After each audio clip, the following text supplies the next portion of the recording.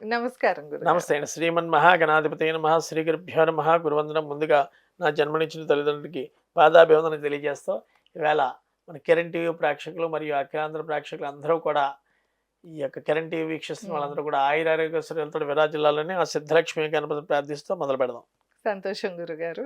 గురుగారు, ఈ వీడియోలో మనం తులారాశి గురించి మాట్లాడుకుందాం గురుగారు. ఈ అవునండి. తులారాశి వారికి వివాహం అవ్వట్లేదు, లేకపోతే సంతానం కలగట్లేదు, అవును. జీవితంలో అభివృద్ధి చూడలేకపోతున్నాము ఆ! అన్నప్పుడు వీళ్ళు ఏ దైవారాధన చేసుకోవాలంటారు? అలానే ఏ క్షేత్రానికి వెళ్తే వీళ్ళ జీవితం మారుతుందో తెలియజేస్తారా? తప్పకుండా.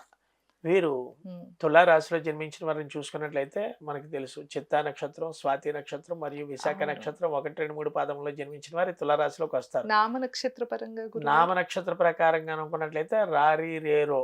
ఓకే. రా. ఆ! హ్మ్. రామారావు, 6. రాజేషు. ఆ! హ్మ్. ఆరన్న పేరు ఎవరుంటే వాళ్ళు. వాళ్ళు. లేడీస్ అయినా, హ్మ్. జెంట్స్ అయినా సరే. హ్మ్. ఈ ప్రత్యేకంగా చూసుకున్నట్టయితే ఈ తులారాశికి శుక్రుడు అధిపతి కాబట్టి వీళ్ళు విలాసవంతమైన వస్తువులు కొందాం అనుకుంటాం. హ్మ్. చిన్నపిల్లలైతే మనం మామూలుగా డ్రెస్సులు కొంటే ఖరీదైన బట్టలు కొంటూ ఉండడం ఓకే. అని పేచీ పెడుతూ ఉండడం ఎక్కువ జరుగుతూ ఉంటాయి. ఆ! వీరు ఇంటర్మీడియేట్ మరియు డిగ్రీ యొక్క రంగాల్లో మధ్యలో బ్రేక్ వస్తే ఏ దేవతారాధన, ఏ యొక్క దేవాలయం సందర్శన చేసుకోవాలి. ప్రత్యేకంగా ఈ తులారాశిలో జన్మించిన వారు ఎవరైతే ఉన్నారో హ్మ్. వీరు ఆరాధించవలసిన దేవత లక్ష్మీ నరసింహస్వామి అండి. ఓకే. అలాగే మనకి దగ్గరలో వైజాగ్‌లో హ్మ్. సింహాచల అప్పన్న గుడి ఉంది. హ్మ్.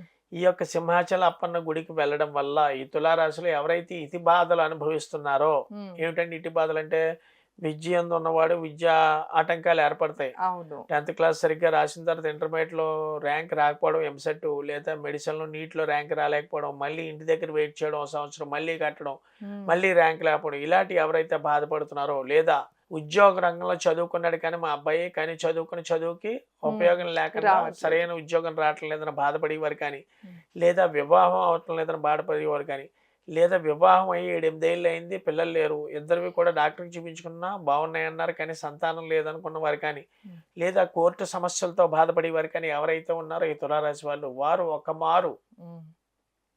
సింహాచలం అప్పన్న గుడికి వెళ్లి రావడం వల్ల హ్మ్. ఏంటంటే ఆ గుడి యొక్క వైశిష్టతను చూసుకున్నట్లయితే ప్రత్యేకంగా ఈ తులారాశికి హ్మ్. శుక్రుడి యొక్క అధీనంలో జన్మించడం జరుగుతుంది. తులారాశాధిపతి శుక్రుడు. ఎవరైతే ఒక్కసారి సందర్శించుతారో ఆ హ్మ్. యొక్క స్వామివారిని, హ్మ్. నరసింహస్వామి వారిని.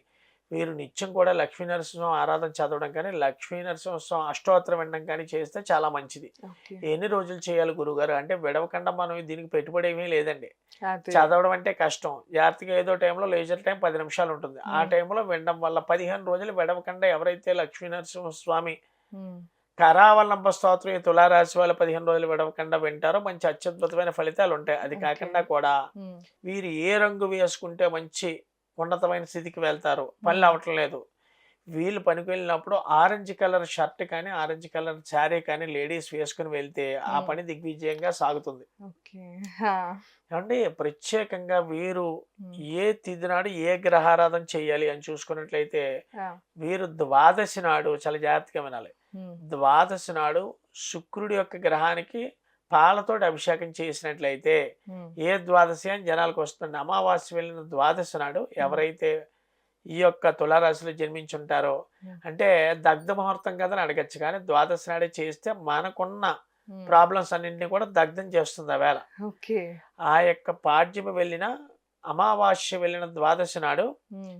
శుక్రుడి యొక్క నవగ్రహాలను శుక్రుడికి వెళ్ళి ఓన్లీ పాలతోటి అభిషేకం చేయించాలి. ఏ సమయంలో ఓకే. అంటే ఉదయం 6-8 సమయం లోపు. హ్మ్. ఆవేళ నీచు మాంసాలు ముట్టుకోరాదు. అది కాకుండా ప్రతి శుక్రవారం హ్మ్.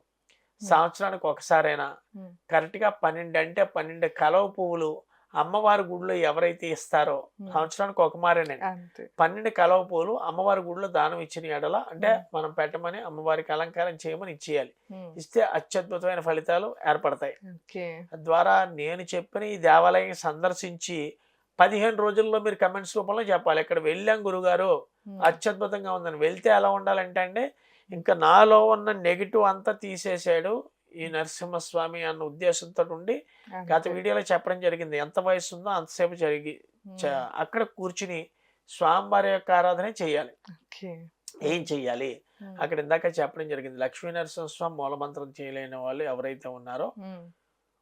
ఓం శ్రీ లక్ష్మీ నరసింహస్వామే నమః లేతే అది కూడా లేదు. సెల్ ఫోన్ పట్టుకెళ్ళలేదు. మనం హ్మ్. ఓ పుస్తకం పట్టుకెళ్ళి ఆ పుస్తకంలో లక్ష్మీ నరసింహస్వామి అష్టోత్తరం హ్మ్. ఆ అరగంట ఏ వయసు వాళ్ళు ఎంత ఉన్నారో అంతసేపు అదే మనకి ఎంత వయసైతే అంత సేపు పాటు ఆ గుడిలో పాటించిన యెడల ఉండాలి. అత్యద్భుతమైన ఫలితాలు చూస్తారండి. దీంట్లో ఎటువంటి తప్పకుండా. సందేహం లేదు. గురుగారు ఇన్ కేస్ ఇప్పుడు ఈ వీడియో చూస్తున్న వాళ్ళు ఆ! అంటే మా పిల్లలది వచ్చేసి తులారాశి. ఆ! వాళ్ళు ఇక్కడ లేరు. అవును. అంటే ఎక్కడో దూరంగా ఉన్నారు, విదేశాల్లో ఉన్నారు. వాళ్ళకి అవును. ఇలాంటి సమస్యలున్నాయి. ఉద్యోగం తప్పకుండా. రావట్లేదు, లేతే పెళ్ళవ్వట్లేదు అన్నప్పుడు ఏం చేయాలి గురుగారు? అంటే ఏంటంటే అండి, హ్మ్. అలాంటి వాళ్ళు ఆటోమేటికల్లీ ఆ గుడియలో హ్మ్. వీళ్ళ పేరు మీద అష్టోత్తరం చేయించడం గానీ, ఆ! లేదా ఇలాంటి వాళ్ళు సమస్యలతో బాధపడి ఉన్న వాళ్ళు హ్మ్. అమావాస్యల్ని ద్వాదశి నాడు నా పీఠం దగ్గర సుదర్శన హోమం జరగడం జరుగుతుందండి. ఓకే. ఈ సుదర్శన హోమంలో నేరుగా తల్లిదండ్రులు కూర్చోవచ్చు. హ్మ్. ఓకే. ఆ పిల్లల తల్లిదండ్రులు వాళ్ళ సంకల్పంతో కూర్చోవచ్చు. ఆ! ఆ! ఎందుకంటే తల్లిదండ్రులకు పుట్టిన బిడ్డలు కదా! వాళ్ళ అవును. యొక్క పేరు గోత్రనామాలతో చేయడం జరుగుతుంది. అలా కాకుండా మాకు దూరం అయిపోయింది, హ్మ్. లేతే ఇల్లు హెల్త్ ప్రాబ్లమ్స్, దూరం రాలేము అనుకున్న వాళ్ళు ఏం చేస్తామంటే అండి, వాళ్ళ హ్మ్. యొక్క గోత్రనామాల మీద లైవ్‌లో హ్మ్. సుదర్శన హోమం 1:1 అనమాట అండి. ఇప్పుడు ఓకే. ఎగ్జాంపుల్ నేను చేస్తున్నానంటే మీరు చేయించుకుంటున్నారంటే మీది, నాది తప్ప ఇంక మూడో వ్యక్తి ఉండడనమాట అండి. లేదు. హ్మ్. ఇలా జరగడం జరుగుతుంది. దాంట్లో కూడా సామూహిక హోమాలు జరుగుతాయి. హ్మ్. ఆర్థికపరమైన అర్థమైంది. ఇబ్బందుల్లో ఉన్న వాళ్ళకి ఏంటంటే సామూహిక హోమాలు వాళ్ళ పేరు గోత్రనామాలతో ప్రతి పంపిస్తే చేస్తారు. ద్వాదశి నాడు హ్మ్. సుదర్శన హోమం ప్రత్యేకంగా ద్వాదశి నాడే చేయించడం ఓకే. జరుగుతుంది నా పీఠం యందు. హ్మ్. తప్పకుండా గురుగారు. సో, విన్నారు కదా! తులారాశి వాళ్ళకి సంబంధించిన ఎలాంటి సమస్యకైనా గురుగారైతే పరిష్కారం తెలియజేస్తూ వచ్చారు. తప్పకుండా గురుగారు చెప్పినట్లు ఆ క్షేత్రానికి ఒకసారి వెళ్లి రండి. లేకపోతే మీరు దగ్గరలో లేరు, మీకు వెళ్ళటం అవ్వదు అంటే ఒక్కసారి మీ అంటే గోత్రనామాలు గాని, మీ పర్సనల్ చార్ట్ కానీ ఒకసారి గురుగారికి పంపిస్తే అన్నీ క్లియర్‌గా చూసి మీకు తగ్గట్టు హోమం గాని, జపాలు గాని చేయిస్తారు. ధన్యవాదాలు. నమస్కారం గురుగారు. నమస్తే.